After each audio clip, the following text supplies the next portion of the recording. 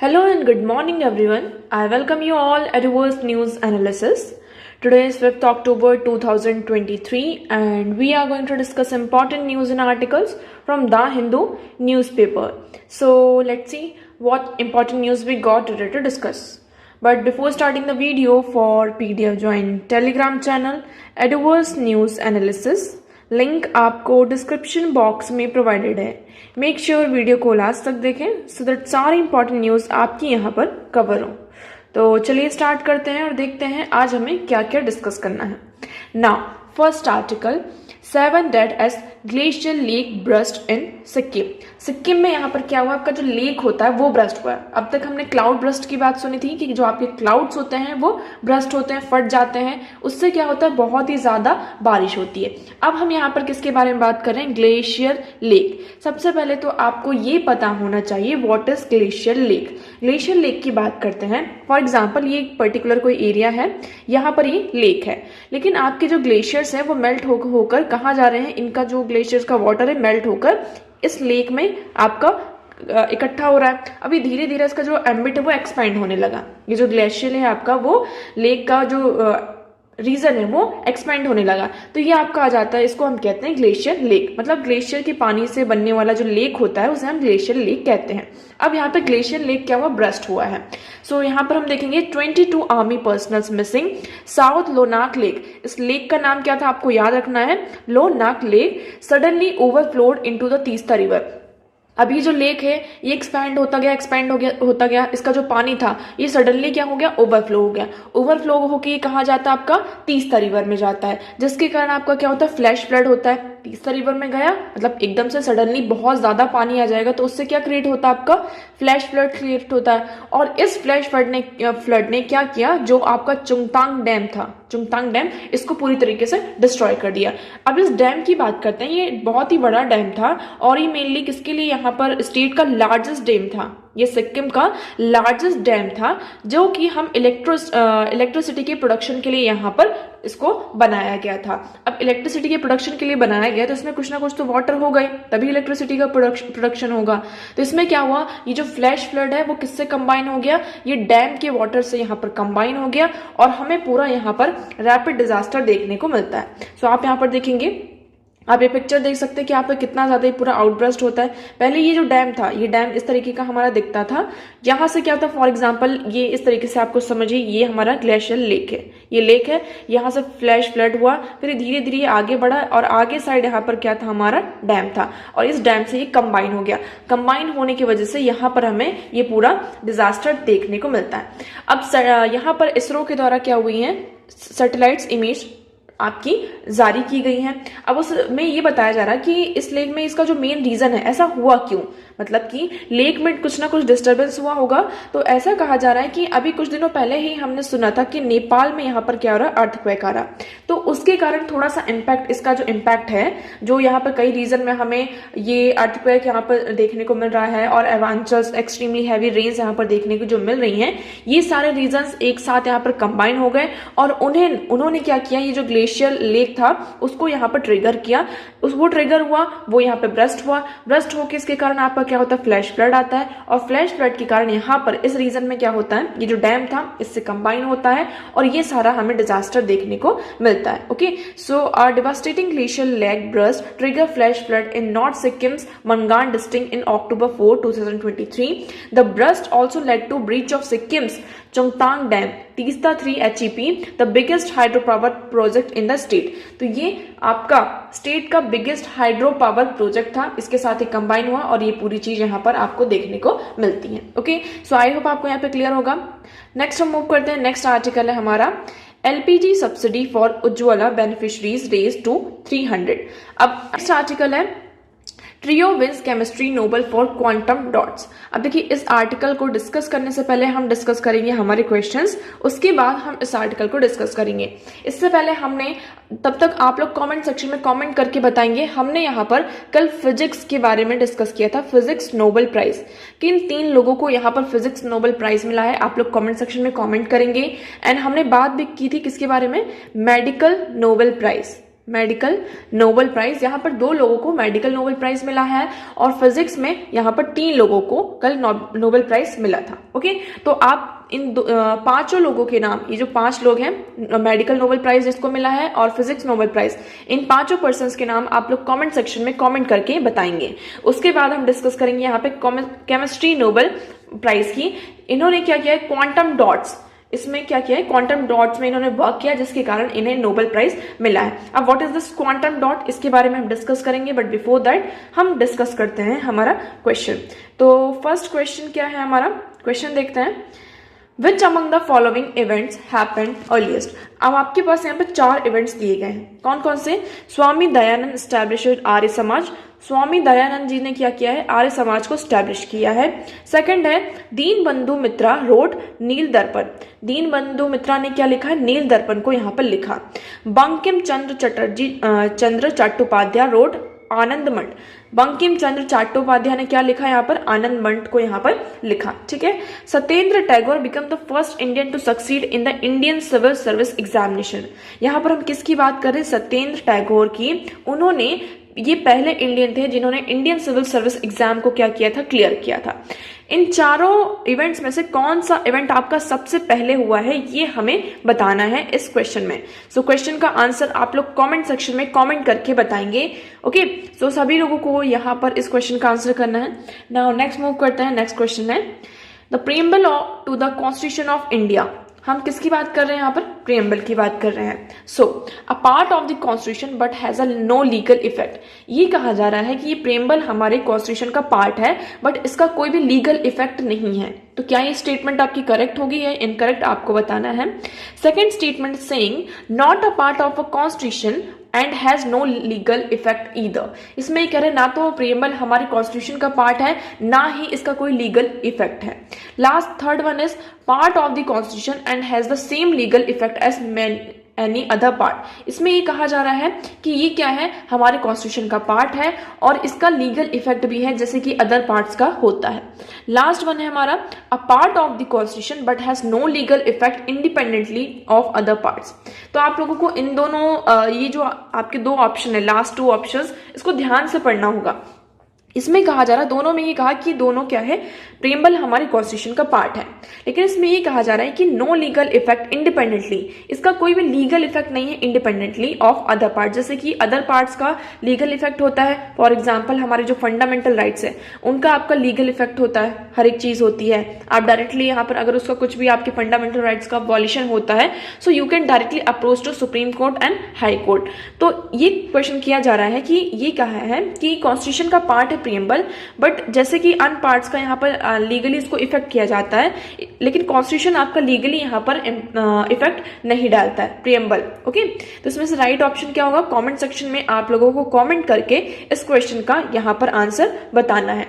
Video के and में आपको इन क्वेश्चंस के आंसर दिए जाएंगे, so ensure you are watching the video till the end. तो चलिए अब हम बात करते हैं किसके बारे में, केमिस्ट्री नोबेल प्राइज। यहाँ पर trio wins chemistry Nobel for quantum dots. इनको यहाँ पर क्वांटम डॉट्स में क्या मिला है, एक तरीके से इसमें स्टडी करने में, रिसर्च करने के लिए इनको यहाँ पर नोबेल प्राइज मिला है। कौन कौन से 3 लोग हैं, आप पिक्चर यहाँ पर देख सकते हैं, मोंगी बेवार्डी, लुइस ब्रूस एंड एलेक्सी इकिमोव। तो इन 3 पर्सन्स को यहाँ पर नोबेल प्राइज मिला है। अभी क्वांटम डॉट्स क्या है, इसे हमें समझने की जरूरत है। Quantum dots are the greatest benefit for humankind. ये क्या बोल रहे हैं कि ये अगर हम क्वांटम डॉट्स में अच्छे से स्टडी कर लेते हैं तो ये क्या करेगा, ह्यूमन काइंड में आपका क्या करेगा, एक बहुत ही बेनिफिशियल सामने निकल कर आ सकता है। अब हम इसकी बात करते हैं, what is this quantum dot. Quantum dot की अगर हम बात करते हैं तो यहाँ पर इन 3 साइंटिस्ट को मिला है, quantum dots are like gels for electrons. ये इलेक्ट्रॉन्स का एक बंडल है, जैसे कि आपकी इलेक्ट्रॉन्स होते हैं, ये इस तरीके से इलेक्ट्रॉन्स है। हमने इसको बहुत ही कंबाइंडली एक तरीके से बॉक्स में, फॉर एग्जांपल ये बॉक्स है आपका, और यहाँ पे बहुत सारे इलेक्ट्रॉन्स को क्या कर दिया है, भर दिया है। तो ये इलेक्ट्रॉन्स के लिए तो एक तरीके से जेल ही हुआ ना, कि इस जेल से वो बाहर वापस नहीं आ पा रहे हैं, है ना। तो ये यहाँ पर इसको हम क्वांटम डॉट कह रहे हैं, क्योंकि आपके इलेक्ट्रॉन्स बहुत ही ज्यादा छोटे होते हैं। इनको हमने क्या किया, कंबाइन किया, तो इसने क्या ले लिया, एक डॉट का स्ट्रक्चर ले लिया। अब इस डॉट के अंदर आपके बहुत सारे इलेक्ट्रॉन्स यहाँ पर पैक हैं। सो Imagine a tiny box in which you can trap electrons. Once you do this, you can harness the quantum effect of that electron exhibit. अब जब हमने इन इलेक्ट्रॉन्स को इस बॉक्स के अंदर पैक कर दिया, ये आपके इलेक्ट्रॉन्स इस बॉक्स के अंदर पैक हो गए, तो ये क्या करेंगे, एक अपने क्वांटम इफेक्ट से जो भी इलेक्ट्रॉन्स की यहाँ पर प्रॉपर्टी है उसको हार्नेस करेंगे, सामने निकालेंगे. For example, electrons can absorb energy and emit lights for a certain colour. अब यहाँ पर क्या होगा, आपकी ये जो भी इलेक्ट्रॉन्स है, यहाँ पर जो पैक्ड इलेक्ट्रॉन्स है वो क्या करेंगे, एनर्जी को एब्जॉर्ब करेंगे और आपकी कलरफुल लाइट्स को एमिट करेंगे depending on the size of the quantum dot. ये डिपेंड करता है क्वांटम डॉट के साइज पर. इसका यूज आप कहाँ कर सकते हैं, इसका यूज हम जैसे कि आपकी OLED टीवीज, आपकी जो LED टीवीज होती हैं, है ना, older TV made of LCD can emit lights off colour only a certain band, only 1/3 of the what humans can sense. So QLED, quantum LEDs have changed this. They are capable of emitting all colors depending on their size. तो यहाँ पर आपकी जो QLED आएंगे, आप quantum LED TV आएंगे जिसमें आप वेरियस डिफरेंट टाइप्स के क्या कर सकते हैं, कलर्स को यहाँ पे एमिट किया जाएगा. Cancer treatment to become more targeted, इसमें हम इसका जो आपका ये क्वांटम डॉट्स है इसका यूज हम कैंसर ट्रीटमेंट में भी कर सकते हैं. Okay, so quantum dot can also be design to release drugs in response to a certain trigger like pH और टेम्परेचर. तो यहाँ पर हम क्वांटम डॉट्स को ऐसा डिजाइन कर सकते हैं कि वो आपके जो भी सर्टेन ट्रिगर, जैसे कि आपकी pH है, टेम्परेचर है, उसको ट्रिगर करेगा और उस बेसिस पर यहाँ पर ड्रग्स को रिलीज किया जाएगा. सोलार सेल में हम क्वांटम डॉट्स का यूज कर सकते हैं ऑप्टो इलेक्ट्रॉनिक प्रॉपर्टी के लिए. Q dots are used in solar cell with higher efficiency. Bio sensor में इनका यूज किया जाता है. So Q dot sensor can detect the presence of pathogens, जैसे कि वाटर में, फूड में जो भी पैथोजेंस हैं, ओके, जो भी लेवल इन्वायरमेंट में आपके जो भी लेवल है पॉल्यूटेंट्स का, उसको मेजर किया जा सकता है, उसको डिटेक्ट किया जाता है with the help of Q dots, quantum dots. Biomedical imaging में इसका यूज किया जा सकता है. फोटोनिक्स में भी इसका क्या किया जा सकता है, आपका यूज किया जा सकता है. ओके, सो ये है हमारे एडवांटेजेस ऑफ क्वांटम डॉट्स. तो इन फील्ड में इन्होंने क्या किया है, रिसर्च की है, जिसके चलते इन्हें इन 3 पर्सन्स को यहाँ पर नोबेल प्राइज मिला है. ओके, सो आई होप आपको ये आर्टिकल क्लियर होगा. नेक्स्ट मूव करते हैं. सो नेक्स्ट आर्टिकल है हमारा retribution for the south, accolade for the north. अब देखिए, आप सभी को यहाँ पर पता है कि अब क्या होने वाला है, 2026 में डिलिमिटेशन की बात की जा रही है. अब हम पहले डिलिमिटेशन की थोड़ी सी हिस्ट्री समझते हैं. हमारा जो article 81 of the Indian constitution stipulates that Lok Sabha constituencies in the country should be equal by size of the population. हमारा जो आर्टिकल 81 है वो ये कहता है कि इंडियन लोकसभा में जो भी आपकी सीट्स हैं वो कैसे एलोकेट होंगी, on the basis of size. Size के मतलब कि प्रपोर्शन में, जिस स्टेट का जितना साइज होगा उस प्रपोर्शन में लोकसभा की जो सीट्स हैं आपकी वो एलोकेट की जाएंगी. ये आर्टिकल 81 आपका यहाँ पर कहता है. ठीक है, अब हम बात करते हैं 1971 में सेंसस हुआ. कब हुआ आपका, 1971 में सेंसस हुआ. उसके बाद यहाँ पर हम देखते हैं कि हम पॉपुलेशन को कंट्रोल करने के लिए यहाँ पर स्टेट में बहुत सारी पॉलिसीज आती हैं, जिसमें नदर्न स्टेट ने अच्छा काम नहीं किया. आप ऐसा कह सकते हैं, नदर्न स्टेट की जो पॉपुलेशन है वो कंट्रोल नहीं हुई, लेकिन सदर्न स्टेट ने इस चीज में बहुत अच्छा काम किया और उन्होंने अपनी पॉपुलेशन को भी क्या किया, कंट्रोल किया. लेकिन आप सभी को जैसा पता है कि लोकसभा में जो सीट्स होती हैं आपकी वो किस बेसिस पर हैं, आपकी पॉपुलेशन के बेसिस पर है. अगर पॉपुलेशन कम तो लोकसभा में नंबर ऑफ आपका जो रिप्रेजेंटेशन है सीट्स है वो कम हो जाएंगी. अगर आपका पॉपुलेशन ज्यादा है तो वहां पर आपका जो एलोकेशन है, रिप्रेजेंटेशन है, वो यहाँ पर बढ़ जाएगा. ओके, तो ये चीज आई. अब इस चीज को ध्यान में रखते हुए जो सदर्न स्टेट्स हैं उन्होंने ऑब्जेक्टिफाई किया, ऑब्जेक्शन उठाया कि हमने यहाँ पर पॉपुलेशन को कंट्रोल किया, नदर्न स्टेट ने नहीं किया, तो इसमें हमारी क्या गलती, हमारा क्यों नंबर ऑफ कम किया जा रहा है. तो 1971 में क्या होता है, आपका 42nd अमेंडमेंट एक्ट 1976 आता है, जिसके अंदर ये कहा जाता है कि 2001 तक यहाँ पर क्या रहेंगी, लोकसभा की सीट्स में कोई भी चेंज नहीं होगा. ये आपका 42nd अमेंडमेंट के थ्रू कहा जाता है कि जो स्टेट्स को जो डिटरमाइंड है, constituencies for the state was determined and frozen for the next 25 years. फिर उसके बाद क्या होता है, आपका 84th कॉन्स्टिट्यूशनल अमेंडमेंट एक्ट आता है. पहले 42nd आता है जिसके अंडर 2001 तक आपकी सीट्स को फ्रोज किया जाता है. फिर आता है 84th कॉन्स्टिट्यूशनल अमेंडमेंट एक्ट, जिसके अंडर यहाँ पर 2026 तक क्या कर दिया जाता है, लोकसभा की सीट्स को आपका क्या यहाँ पर फ्रोज कर दिया जाता है. अब 2026 आने वाला है और फिर से यहाँ पर बात चल रही है किसकी, डिलिमिटेशन की। लेकिन अभी भी आप सभी को पता है कि जो नदर्न स्टेट की जो पॉपुलेशन है वो ज्यादा है in comparison to southern states. तो ये थोड़ा सा यहाँ पर देखिए, अभी पूरा यहाँ पर डेटा दिया गया है कि where is the proportion of population of 5, यहाँ पर प्रोपोर्शन दिया गया है कि हम नदर्न स्टेट्स की पॉपुलेशन को देखते हैं, प्रोपोर्शन देखते हैं, जिसमें छत्तीसगढ़, गुजरात, झारखंड, मध्य प्रदेश, राजस्थान, उत्तराखंड, उत्तर प्रदेश, इनका इंक्रीज होकर कितना हो चुका है, 44 से आपका 48.2% पॉपुलेशन यहाँ पर बढ़ा है। और अगर हम सदर्न स्टेट्स की बात करते हैं जिसमें आंध्र प्रदेश, कर्नाटका, केरल, तमिलनाडु, तेलंगाना, इनका डिक्लाइन हुआ है, इनका जो प्रोपोर्शन है पॉपुलेशन का वो डिक्लाइन हुआ है फ्रॉम 24.9% टू 21.1%। ठीक है, अगर यहाँ पे पॉपुलेशन डिक्लाइन हो रहा मतलब कि जो सीट्स हैं वो भी क्या होंगी, यहाँ पर जो प्रपोर्शन है, पॉलिटिकल रिप्रेजेंटेशन है, वो भी यहाँ पर डिक्लाइन होगा। तो ये थोड़ा सा हमारे लिए चिंता वाली बात हो रही है। इवन जो हमारा फाइनेंस कमीशन होता है उसके बारे में भी यहाँ पर डिस्कस किया गया है कि जैसे जैसे पॉपुलेशन का बहुत बड़ा रोल होता है फिजिकल ट्रांसफर में। आप यहाँ पर देखेंगे जो आपकी यूनियन गवर्नमेंट फाइनेंस कमीशन को यहाँ पे कॉन्स्टिट्यूट करती है, तो वो भी जो भी शेयर स्टेट्स को एलोकेट किए जाते हैं, आपके जो टैक्स के द्वारा रेवेन्यू कलेक्ट होता है, वो आपके रेवेन्यू क्या होता है, जो वेरियस स्टेट्स होते हैं उनको एलोकेट होते हैं, और जो वो एलोकेशन होता है वो भी आपका पॉपुलेशन के बेसिस पर होता है। मतलब कम पॉपुलेशन तो आपको यहाँ पर जो फंड्स हैं, फिजिकल ट्रांसफर हैं, वो कम मिलेंगे। तो ये यहाँ पर थोड़ा सा इशू बना हुआ है। अभी भी यहाँ पर हमें देखना होगा कि किस तरीके से यहाँ पर एलोकेशन होता है। So using the current population for delimitation of Lok Sabha constituencies by equalising population and in the distribution formula for the assignment of union government tax revenue to state is clear.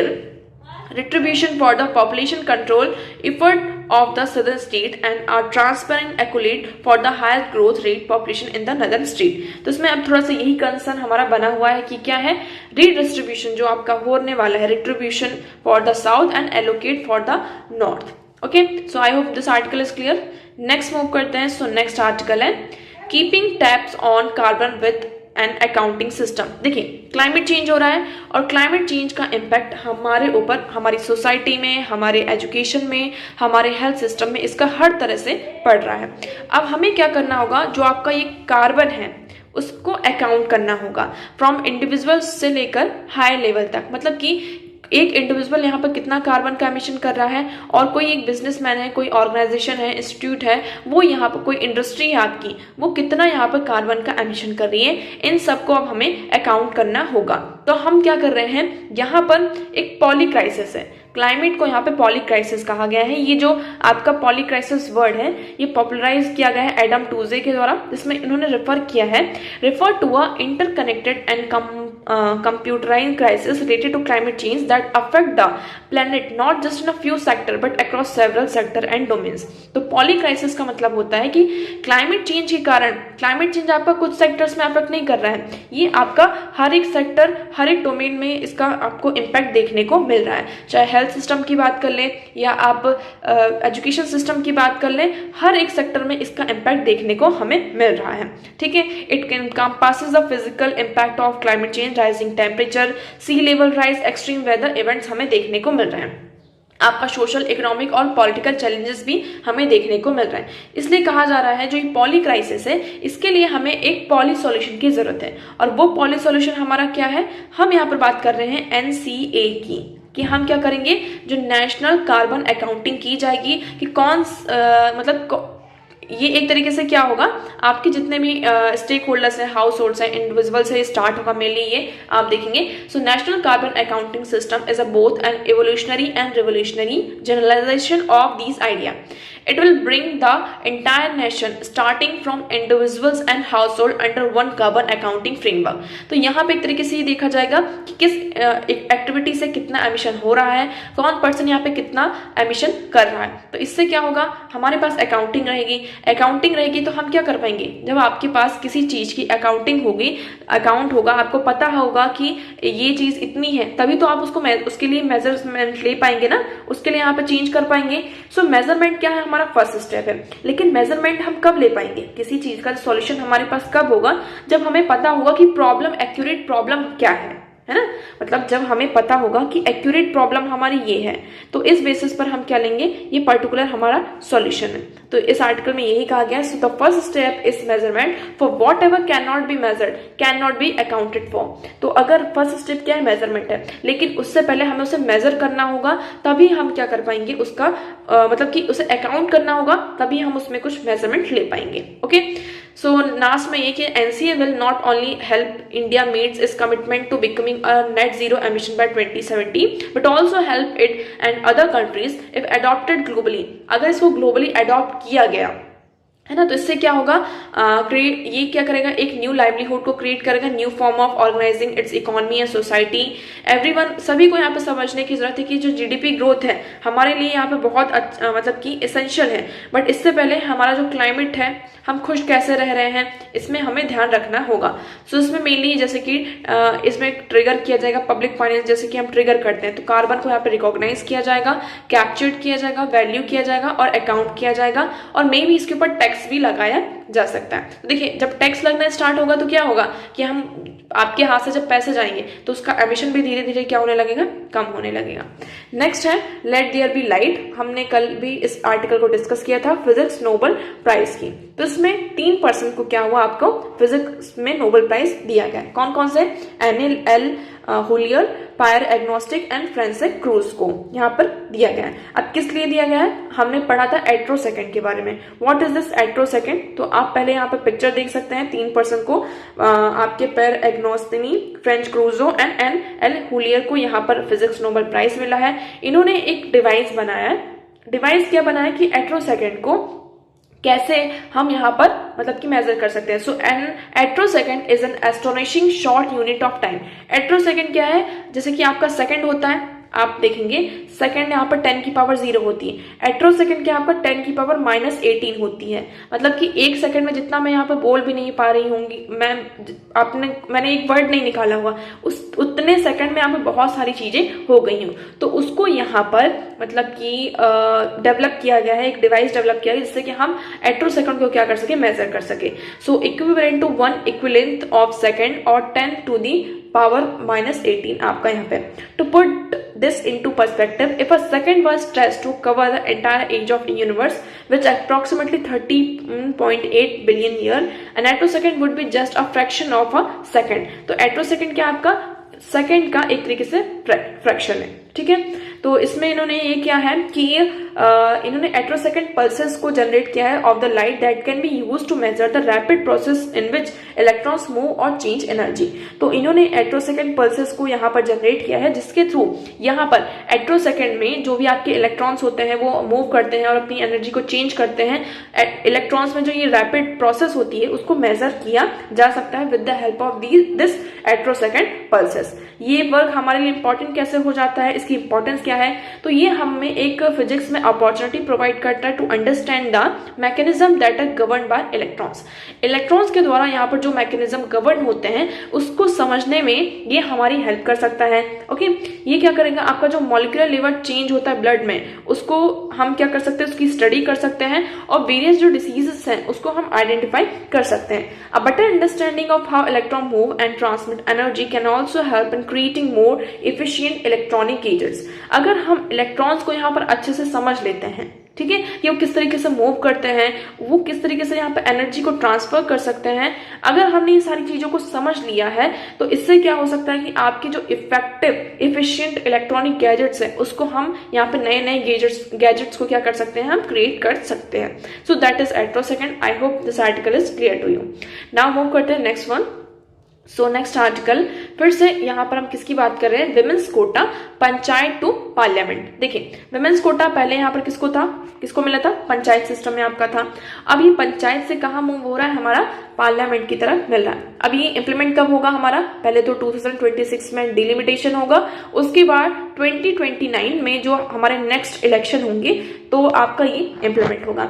इस आर्टिकल में देखिए बहुत ज्यादा चीजें तो नहीं है, सिर्फ कुछ इम्पैक्ट है कि रिजर्वेशन के यहाँ पे क्या क्या इम्पैक्ट हमें देखने को मिल रहे हैं। कुछ लोगों ने कहा रिजर्वेशन हमारे लिए यहाँ पर हेल्पफुल है, किस रीजन में ये अच्छा हेल्पफुल है, जैसे कि आप देखेंगे कि beyond representation has Beyond representation, has women's reservation in local governments yielded substantive benefits? यहाँ पर कुछ रीजंस में रिजर्वेशन के हमें सब्सटेंटिव बेनिफिट्स देखने को मिले हैं, लेकिन कुछ रीजन में हमें कुछ भी देखने को नहीं मिला है। पहला यहाँ पे कहा है कि राघवेन, इनकी रिपोर्ट आई है, उन्होंने कहा panchayat in west Bengal and Rajasthan found that women leaders invest more in public goods, ensure increase women's participation in panchayat meeting. इन्होंने ये कहा कि विमेन का जो मतलब की लीडरशिप है, उन्होंने ज्यादा से ज्यादा कहाँ इन्वेस्ट किया, पब्लिक गुड में, और वुमेन्स का जो पार्टिसिपेशन है पंचायत मीटिंग में वो इंक्रीज हुआ है। ओके, सेकंड में ये कहा जा रहा है कि ये जो वुमेन लेड पंचायत है उनका हायर इन्वेस्टमेंट था public service like drinking water, education and roads. लेकिन हमें कुछ रीजंस में ये भी देखने को मिला है कि जो वुमेन्स रिजर्वेशन है उनके कारण मतलब कि जो हमारे वेलफेयर प्रोग्राम्स थे, ST/SC हाउस होल्ड की जो पॉपुलेशन, उसको जो इंप्रूवमेंट देखना था वो हमें दिखाई नहीं देता है। ओके, नेक्स्ट इसमें women leaders perform no differently than other male counterpart. कुछ रीजन में ये कहा जा रहा है कि साउथ इंडिया में जैसे कि जो आपके मेल पार्टनर होते हैं, मेल होते हैं, जो जिस तरीके से वो ये काम करते हैं उसी तरीके से यहाँ पे विमेन भी क्या कर रही हैं, काम कर रही हैं। तो यहाँ पे कोई चीज देखने को नहीं मिला है। सो अभी फ्यूचर क्या है, हमारा अनसर्टेन है, कोई भी यहाँ पे क्लियरिटी नहीं है चीजों की। अब हमें फर्दर देखना है कि ये जो रिजर्वेशन है वो यहाँ पर कितना इफेक्टिव होता है, कितना इफेक्टिव नहीं होता है। तो देखिए यहाँ पर हमने अभी जो प्रीवियस आर्टिकल में डिस्कस किया था किसके बारे में, जो हमारा डिलिमिटेशन है उसको फ्रीज कर दिया गया था 1976 में। अब 2026 में आपका डिलिमिटेशन होगा। उसके बाद फर्दर मे भी हो सकता है कुछ जो सदर्न स्टेट्स हैं उनका यहाँ पर जो पॉपुलेशन कम है, तो उस बेसिस पर उनका जो मतलब रिप्रेजेंटेशन है वो पार्लियामेंट में कम भी हो सकता है, ज्यादा भी हो सकता है। हमें कम ही होगा क्योंकि जो हमारा आर्टिकल 81 है वो यहाँ पर कम ही बताता है। So hopefully near unanimity in the passing of the bill signal that there will be some consensus on implementing women's reservation in near future. तो हम देखते हैं फर्दर फ्यूचर में क्या होता है। ओके, सो मूव करते हैं नेक्स्ट वन की तरफ। सो नेक्स्ट आर्टिकल है UAPA case against portal for plot to disturb sovereignty of India police. अब देखिए, कल आप सभी को पता है कि न्यूज क्लिक के जो फाउंडर थे उनको यहाँ पर अरेस्ट किया गया। किसके अगेंस्ट में, मतलब कि किसके अंडर, UAPA, आपका जो अनलॉफुल एक्टिविटी प्रिवेंशन एक्ट है उसके अंदर केस फाइल हुआ है। और यहाँ पर ये कहा जा रहा है कि it does not propagate Chinese propaganda, Delhi police alleges the false narrative has been propagated to discredited efforts to contain pandemic, and court allow Parveen Mukerji to meet his lawyer but does not decide on handing over copy of FIR to the journalist. Okay, तो इसमें ये कहा जा रहा है कि ये जो न्यूज क्लिक है उन्होंने कहा कि किसी भी चाइनीज प्रोपेगेंडा में नहीं थे। ठीक है, अब फर्दर हम देखते तो एक तरीके से उन्होंने ये कहा, पुलिस ने ये कहा कि इनके पोर्टल में बहुत सारे ऐसी चीज थे जो कि इंडिया की जो सोवरेनिटी है उसको वो डिस्टर्ब कर रहे थे। इसी के चलते इनको UAPA के अंडर आपका जो अनलॉफुल एक्टिविटी प्रिवेंशन एक्ट है उसके अंडर इन्हें अरेस्ट किया गया है। कल ही हमने डिस्कस किया था, एक बार फिर से देख लेते हैं। ये जो आपका लॉ है 1967 में पास हुआ था। इसमें मेनली क्या है, इसमें 2019 में क्या होता है, आपका अमेंडमेंट होता है जिसमें किसी भी इंडिविजुअल को गवर्नमेंट क्या कर सकती है, टेररिस्ट यहाँ पे घोषित कर सकती है। इससे पहले कोई भी सिटीजन था या फिर कोई आपके जो इंस्टीट्यूशंस हैं यहाँ पर आप उसमें इन्वॉल्व है तो आपको वो टेररिस्ट एक्ट माना जाता है। So unlawful activity means any conduct which constitute a crime or which contravene any law, whether such conduct occur before or after the commencement of this act and whether such conduct occur in the republic or elsewhere। तो इसमें mainly क्या है, जो terrorist act है उसको भी define किया गया है और ये पनिशमेंट आपका पनिशेबल है और imprisonment for the term of at least 5 years of life. अगर यहाँ पे कोई भी टेररिस्ट एक्ट होता है और उसके कारण किसी पर्सन की डेथ हो जाती है तो ये जो पूरा आपका इम्प्रिजनमेंट होता है वो लाइफ टाइम भी हो सकता है। तो ये आपका अनलॉफुल प्रिवेंशन एक्टिविटी एक्ट था। नेक्स्ट मूव करते हैं। सो नेक्स्ट आर्टिकल है, in first election since 2019 Ladakh quiz up registered 77.61% voting. अगर हम लद्दाख की बात करें 2019 में क्या होता है, आपका लद्दाख और जम्मू कश्मीर 370 यहाँ पर हटता है और उसके बाद लद्दाख और जम्मू कश्मीर 2 यूनियन टेरिटरीज आ जाती हैं। 2019 से यहाँ पर अभी तक इलेक्शन नहीं हुए थे।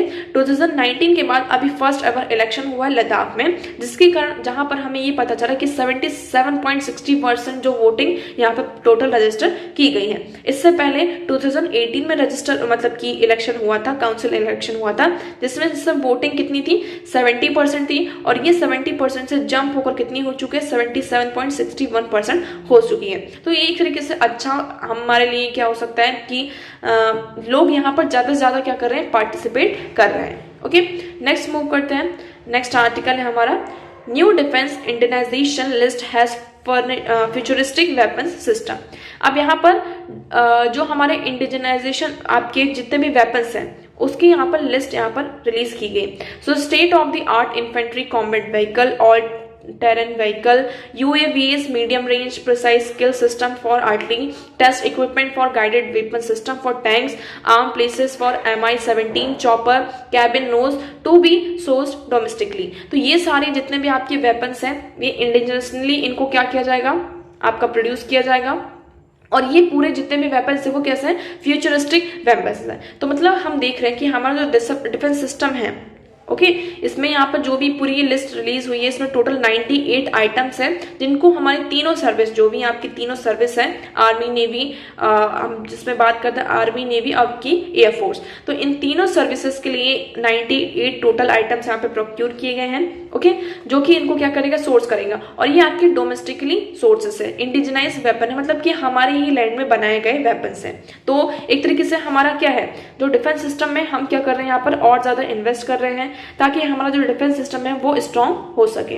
ओके, नेक्स्ट मूव करते हैं। Ahead of Telangana election turmeric board constitution. अब यहाँ पर क्या हुआ, आपका टर्मरिक बोर्ड कॉन्स्टिट्यूट किया गया है।